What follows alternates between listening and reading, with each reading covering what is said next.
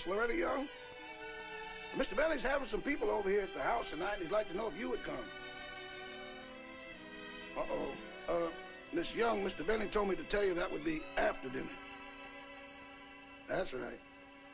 Goodbye.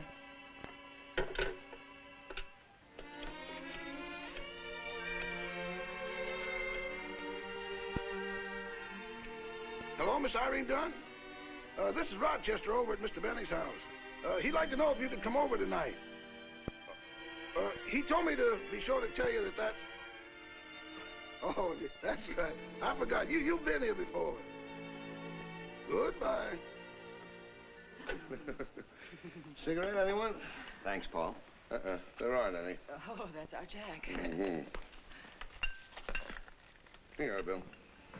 Thank you. Well, hello, everybody. Oh, Glad you could come. Everybody comfortable? Yes, yeah. Good, good. Cigarette, Jake? Oh, thank you. Now, the reason I asked you all over here is because I want you to meet Father James Keller, who is coming by in just a few minutes. He wants to talk to you about making a movie. Now, I know that everybody in Hollywood wants to make a movie, but this fellow happens to have a very good idea for one.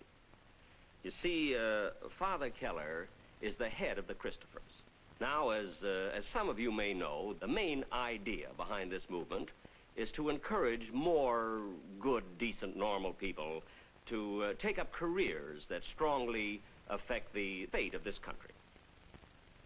Like education, government, labor management, and in the fields of writing, like newspapers, books, magazines, motion pictures, radio, and television.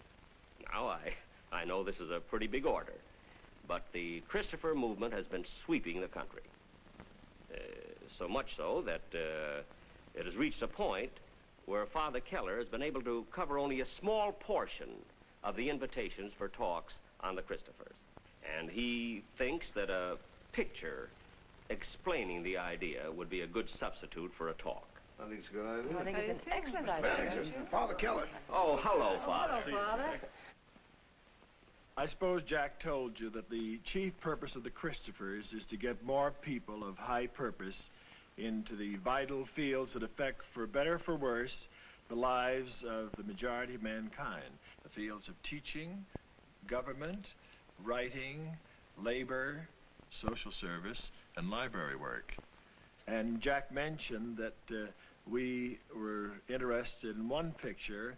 As a matter of fact, I'd be interested in lots of pictures on the Christopher idea, because I don't know of any medium in which we could reach the millions of people more effectively through the motion pictures. Anne, you seem to have a question. Well, you know, I suppose it is a good thing to get into one of those fields, but, Father, it's not quite so easy for young people to get any kind of job these days. Well, that's just the point, Anne. As long as it is difficult, why not try for a job that counts?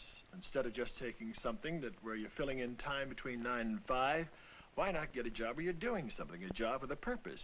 Oh, a job with a purpose, so you can whistle while you work. Yes, very good, Anne. That's the way to put it. Whistle while you work. But it's really much more than that, too. I'm convinced we're on the brink of the greatest peace the world has ever seen, or the worst disaster. You make it sound like a matter of life and death, Father. But, Bill, I really feel it is.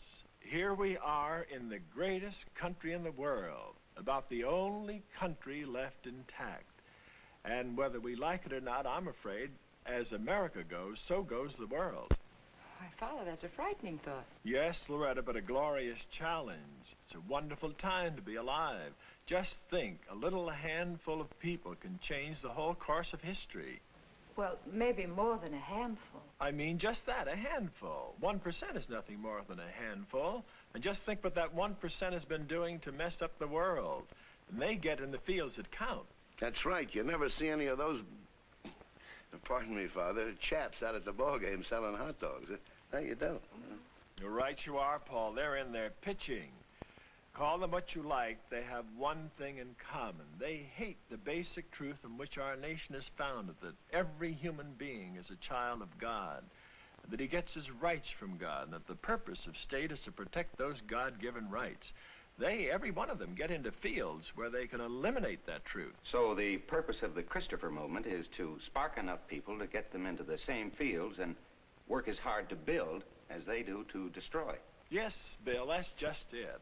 I'm really convinced that we can find enough people who will be fired with the love of God and country, who will gladly get into these vital fields, dedicate their lives, and get into government and teaching and all the rest of these important spheres, and work hard to keep in there that basic truth in which our country is founded, to be for what these other people are against. The number one item is the Declaration of Independence. No, that's not everything, but it's mighty important. I don't think many people realize the close connection that the founders of our country explicitly stated was between God and country. Over and over again, they emphasized that was the cornerstone of our liberty. Then 4 times in the Declaration of Independence, they repeated over and over again that our liberty depends upon God. That's right. Do you know the Declaration, Paul? Naturally. It goes as follows. When in the course of human events it becomes necessary for one people to dissolve the political bonds which have connected them with another and to assume among the powers of the earth the separate and equal station to which the laws of nature and of nature's God entitle them. Remarkable, Paul. You're one of the first persons I've ever met that know that much of the Declaration. There's something I have here I'd like to show you. Right in the very first sentence of the Declaration, it states very explicitly that all law flows from God. And then there's another reference to God in the very next sentence. The very next sentence, we hold these truths to be self-evident, that all men are created equal, that they are endowed by their Creator with certain inalienable rights. Amazing, Paul. And he knows it word for word, too. Here's an odd thing about that second reference to God. It wasn't in the first version at all. It's a straight write-in. Here it is, a photostatic copy of the original draft. The first version said, all men are created equal, and from that equal creation, they derive certain inalienable rights. But apparently, they want to emphasize the point still more. So you can see where Jefferson crossed out the phrase, from that equal creation, they derive certain inalienable rights, and wrote in the phrase, they are endowed by their Creator with certain inalienable rights. Now, that's not the only change that was made in the Declaration. When it was submitted to the first Congress, they made several changes, several deletions, but they insisted on only 2 additions, and both those additions were referenced to God, and they're both in the last paragraph. The last paragraph. The last paragraph. We, therefore, the representatives of the United States of America in General Congress assembled, appealing to the Supreme Judge of the world. Very good, Paul. Appealing to the Supreme Judge of the world. That's just the point they want to emphasize. And then again in the last paragraph. And for the support of this declaration with a firm reliance on divine providence. Thanks a million, Paul. You were a big help. No reflection, Paul, but how did you learn all of that? Yeah, I'd like to know, too. Well, the teacher used to keep me in after school a lot. I bet I wrote that in the blackboard 5,000 times. I'll say this for the woman, though. She didn't have me writing cat and dog, or Paul was a bad boy. She must have a lot of that Christopher purpose we've been talking about. You know, that 1%'s a cozy group. All they want to do is tear the heart out of the Declaration. And that's bad enough, Bill, but they're out to do much more than that. They want to destroy the very pursuit of happiness, the whole reason for being, the joy of living that's come down through 20 centuries of Christianity. And for over 3,000 years, the Jews have carried the sublime truth that man is made in the image and likeness of God, that he has an eternal destiny. And all of this stands out ever so much more clearly when you think of what Adolf Hitler and Karl Marx said about their idea of the worth of the human being. Here are Hitler's words. He said, to the Christian doctrine of the infinite significance of the individual human soul, I oppose with icy clarity the saving doctrine of the nothingness and insignificance of the human being. And Karl Marx put it a slightly different way, but his idea was just the same. He said, the democratic concept of man is false because it is Christian. The democratic concept holds that each man is a sovereign being. This is the illusion, dream, and postulate of Christianity. Then our position is crystal clear, Father. We say man is a creature of God, responsible to God. That 1% say that man is a nobody. Yes, just a nobody worth about $1.89, just a bunch of chemicals. And they don't want man to know his sacred worth, and that's why they swarm into every field they can to eliminate every trace of man's dignity. They want to wipe it out, eliminate it from the face of the earth. Well, is it correct to say, then, that the Christophers are an anti-communist movement? No, the problem as we see it is this. It's getting good people in, getting the good citizen to do his part in saving our country and saving the world. And so, the Christopher approach emphasizes the affirmative, the constructive, doing something positive. We say that it's much more important to chase good people in than is to be too preoccupied chasing evil people out, essential as that is. I don't know how many of you realize it, but according to reliable estimates, 60% of the parents of America don't want their own children to work for their own government. Can you think of any quicker way to wreck any country? Then, on top of that, 1 million teachers are needed in the schools of America. 6,000 little public schools have closed because of lack of teachers. Fewer and fewer parents are encouraging their children to take up writing careers. 17,000 librarians are needed. Tens of thousands in the social service field. I could go on, but it's more or less the same old story of what happened in Germany. Most of the good Germans wanted good government, good education, good everything else. But they didn't want to be bothered. They wanted somebody else to do it. You know the old story. Everybody wanted to eat, but nobody wanted to cook. We know who wound up doing all the cooking. Yes, Jack, and the world has had indigestion ever since. The Nazis weren't strong in the beginning, but they swarmed into every vital field. The lines were drawn then and the lines are drawn now. We're either for God or against God. If it's the latter, we'll pay the penalty, and soon. William Penn said something along that line about being ruled by tyrants. I remember, he said... Those who are not governed by God are ruled by tyrants. Is that what you meant, Irene? Yes, Father, something like he said was what I meant. Well, anyhow, that's where the Christopher approach comes in. We feel that something can be done, and soon. As soon as there are more people turning on lights than they're turning them off, there'll be a wonderful change for the better. Just recently, I finished a quick trip around the country. I gave talks in 23 cities, 95 talks, a little over 4 weeks. Every place you go, you find wonderful people, all ready and set to do something to change the world for the better. Yes, Father, the woods are full of good people.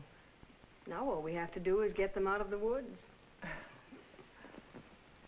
Father, you mentioned that you had been all over the country and you met some very fine people. Could you give us an example, for instance, of some constructive thing that has been done? I certainly can, Loretta. I can give you hundreds of them. But here's one that I think will interest you in particular. I was down in Texas not long ago, and I met this 23-year-old Baptist school teacher. She said she'd read an article about the Christophers in a magazine. And the point that she liked best was its emphasis on what little people can do to change the world for the better. She said, and it was wonderful to hear the way she said it, she said, you know, for the first time in my life did I realize a little person like myself counts. And then she went on to explain that she was teaching in schools. It was hard work and so forth. But she said, most of the girls I know are getting out of the teaching field. They say there's not enough money in it. The pay is too low. Well, after all, Father, they do have a point. They don't make very much money, do they? That's right. Well, there's something in Father, there. is it even a living wage? Well, I think for most it is, Loretta. It's a living wage, but for many not. And that's part of our job, to get a better wage for them, too. But this girl had a very fine solution for the present. She said she was going to stay in there teaching, And moreover, and this was the important point, she said, I'm going to become a committee of one and get as many girls as I can to get in the teaching field. It was wonderful to hear her enthusiasm. And then she said, I got my first recruit yesterday. Father, tell them one about the young fellow in the gas station. Oh, yes, there's a nice point to that story, Jack. This young Negro student was working his way through college, trying to support his family. He had a job at a filling station. A little bit of prejudice developed, and about 10 or 12 people stopped buying gasoline. The man, the owner of the station, was quite worried. It was only a small business that he had, and he felt that he had let the man go. Word got around, and this little housewife heard about it, and she felt she should do something. She'd caught this Christopher idea. She should reach out to the world, and here was a specific opportunity. So in a very nice way, she walked down to the station and asked if there was anything she could do. And this man was so surprised. He said, well, you're the first one that's offered to do anything. Everybody's complaining. Nobody's doing anything. But she said, how many customers would you lose if you kept him? We said, I don't know, about 20 maybe. She said, if I go out and get you 20 new customers, will you keep them? He said, I certainly will. She went out and got 25 new customers. One of the big magazines picked up the story and carried it to at least 15 million readers. I dare say that maybe 1 million people have done things through her example. She wanted to reach the world. Well, she did reach the world. Father, I read a story in Reader's Digest about that Russian school teacher, Madame Kosenkina, wasn't that her name? Now, wasn't that in some way connected with the Christophers? I think that's an ideal story to illustrate what one little person can do. Some time ago, I talked with a young couple who live on a farm in Connecticut about the Christopher idea. This young couple have a wonderful farm, 6 children and 64 cows. And when I talked about the Christophers to this lady, she said, listen, we got enough to do right here. And furthermore, we're buried off here in the middle of Connecticut. And I said to her, I said, well, I don't care whether you're buried in the middle of Alaska. You can still do something to help the world. The world needs people like you. Well, I thought I'd hear nothing about it. 6 months later, she was sitting at breakfast with her husband and read in the morning paper about this Madame Kosenkina, the Russian school teacher who'd been taken a prisoner. I imagine 100 million people read about it and said, isn't that too bad? And then turned to the want ads or something like that. You know the old story. She turned to her husband. She says, Dan, we can't allow a thing like this to happen in our country. Let's do something about it. He said, fine, I'm with you. Her brother, a young lawyer, came up from New York for a quiet weekend. No sooner does he get in the house than Louise goes right at him. She says, Peter, we must do something to help that poor school teacher. He wants to get out of it. He says, forget it. After all, it's not our business. And she turns to him, she says, it isn't our business? If it isn't our business, whose business is it? Well, he was sparked. He went right through with it. He got a group in New York to help him obtain a subpoena. He carried it himself over to the Russian consulate.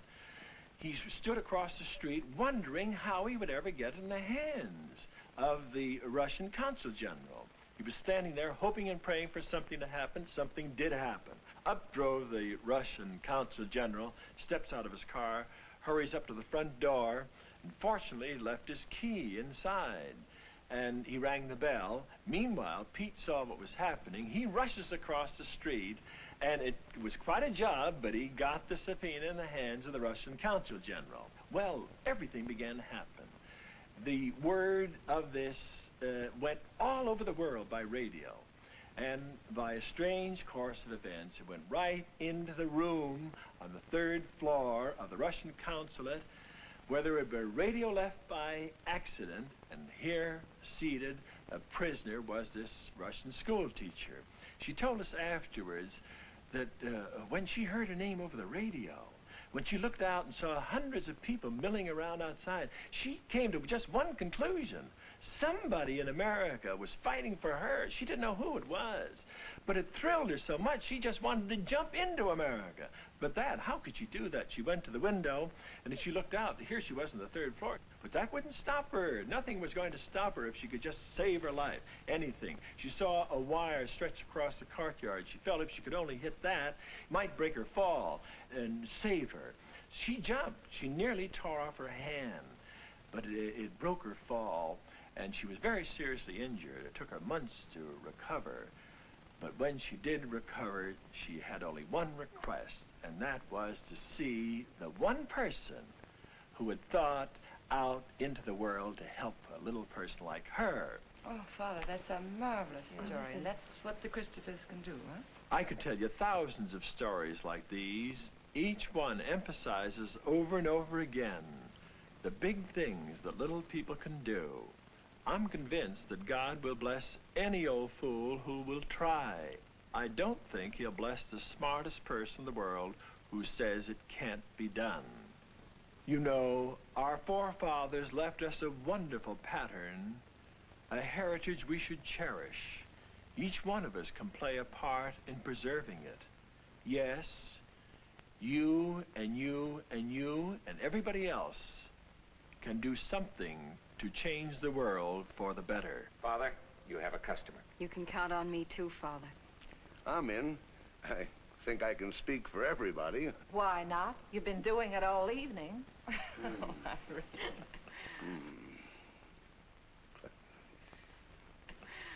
Father, I think what Paul means is that you don't have to take a vote. You can have a boost from all of us here. Because I really believe that everybody here is thrilled with the idea that all over the country are simple enough and wise enough to know that if you don't belong to the human family, you don't belong to anything. Well, in other words, if you don't stand for something, you fall for anything. That's right, Loretta. Very true. Oh, here's a telegram, Father Keller. Oh, Rochester, thank you. Would you mind holding this, please? Not at all.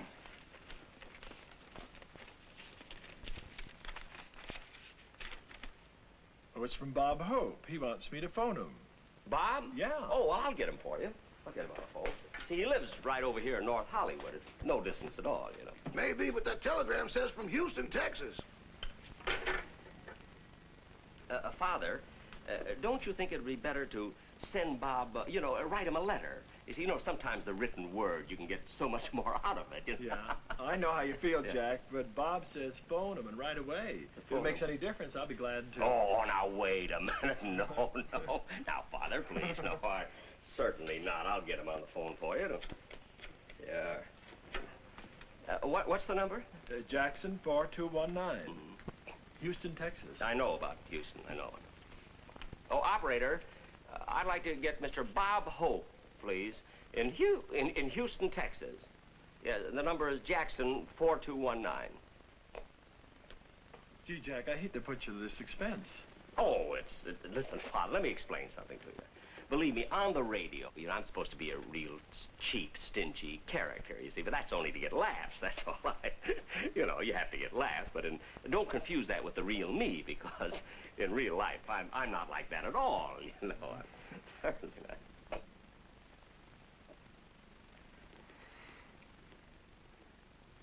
Here he is, Father.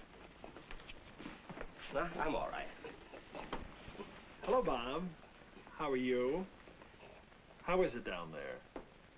Fine. I hope to get down there myself in a few weeks. How's the weather? You asked him that already. Sure. Fine.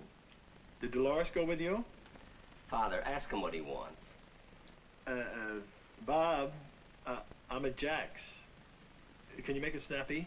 Yes, Father? Uh-huh. I can hardly hear you. Well, I have a little... Yeah. Will you wait till I turn this Crosby record off? Just... Hey, fellas, will you pipe down? Will you? I'm talking long distance to Hollywood. It's expensive. How can I explain it to you? Jack Benny's paying for it.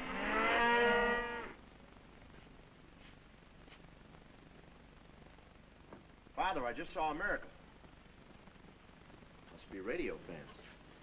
Hey, Father, I'm sorry I wasn't at Jack Benny's house for the meeting. But I just want you to know I'm behind this project for the Christophers.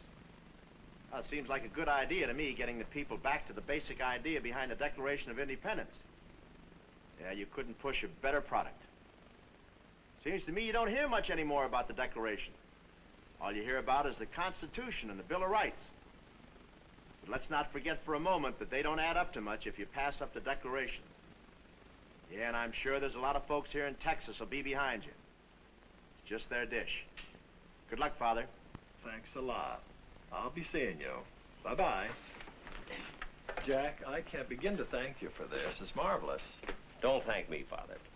I want to thank you for the chance to help out on an idea as important as this. And of all the things you mentioned, the one that stands out in my mind is the part about the Declaration of Independence. Jack, it stood out in somebody else's mind, too. I wanted to tell the rest about it, but I didn't dare take any more of their time. I have a copy here of Lincoln's lost speech. If I may, I'd leave it with you. Notice his magnificent language. Just read a bit of that. 1858. This was their lofty and wise and noble understanding of the justice of the Creator to his creatures, to the whole great family of man. In their enlightened belief, nothing stamped with the divine image and likeness was sent into the world to be trodden on and degraded and embruted by its fellows. Now, my countrymen, if you have been taught doctrines which conflict with the great landmarks of the Declaration of Independence, if you have listened to suggestions which would take from its grandeur and mutilate the symmetry of its proportions, if you have been inclined to believe that all men are not created equal in those inalienable rights enumerated by our Charter of Liberty, let me entreat you to come back. Return to the fountains whose waters spring close by the blood of the Revolution. Think nothing of me. Take no thought for the political fate of any man whomsoever, but come back to the truths that are in the Declaration of Independence. Do not destroy the immortal emblem of humanity, the Declaration of Independence. God bless you, Jack. God bless you too, Rochester. Thank you.